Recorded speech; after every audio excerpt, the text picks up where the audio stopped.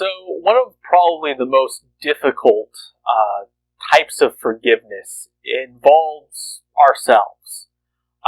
That situation where we do something wrong and we're genuinely remorseful and we seek reconciliation and take all the steps, but we find it difficult to forgive our own selves for doing that sort of thing. And, it's something which I think on a theological level, it's very easy to accept. This idea of that if you do something wrong, even if it's really bad, you can be forgiven. I think it's very easy for all of us to kind of understand that and accept that, but when we try to put it into practice, especially in that sort of psychological sort of side of things, it becomes very difficult. And it's a real hurdle. And I mean, obviously, we all know it's good. We all know that it's important, to forgive and to forgive ourselves when we do something. You can't go through life constantly beating yourself up for things that you did or didn't do.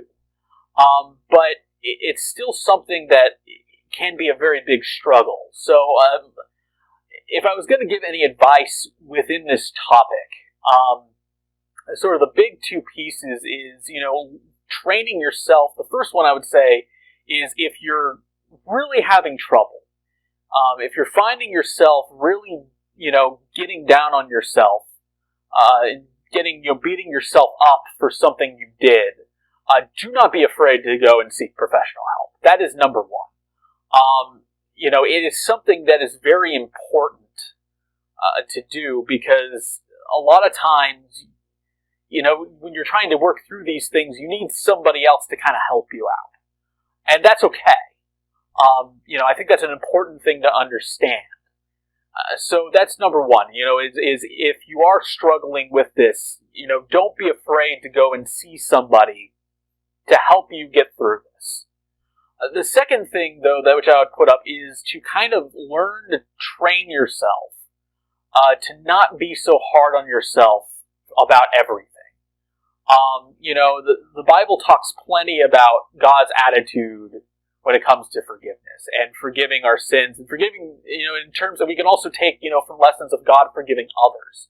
If you genuinely seek out forgiveness, He's going to give it to you and He's not going to hold what you did against you. And that's important to understand. And similarly, with ourselves, we need to kind of have that similar attitude.